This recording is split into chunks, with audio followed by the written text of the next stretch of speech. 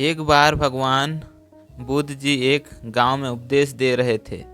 वहां पर एक धनी व्यक्ति उपदेश सुन रहा था।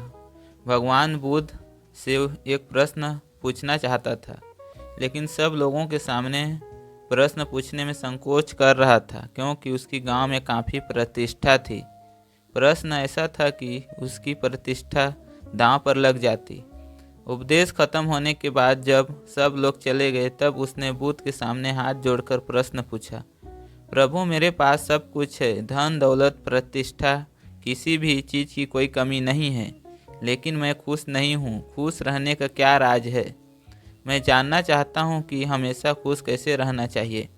यह सुनकर भगवान बुद्ध उसे अपने साथ जंगल में ले गए और सामने एक बड़े पत्थर को देखकर कहा कि इस पत्थर को उठाकर मेरे साथ चलो। कुछ समय बाद उस व्यक्ति के हाथ में दर्द होने लगा, लेकिन वह चुप रहा।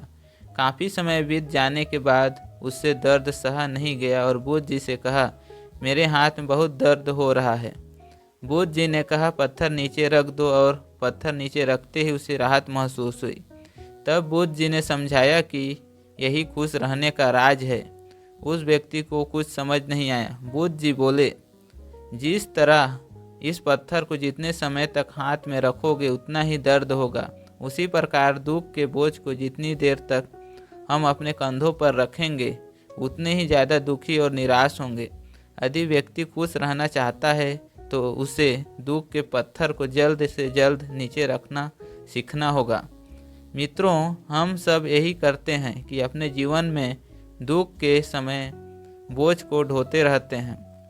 दुखों से मुक्ति तभी संभव है जब हम दुख के बोझ को अपने मन से जल्दी निकाल दें और इच्छाओं से रहित होकर यह तो है उसी शुक्र करते हुए खुश हो रहे हैं।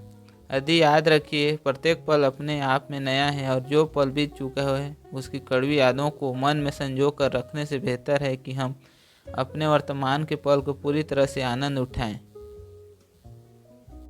अगर आपको कहानी अच्छी लगती है तो इस कहानी को लाइक करें तथा इसी तरह के और नए नए कहानी देखने सुनने के लिए हमारे YouTube चैनल को सब्सक्राइब करें।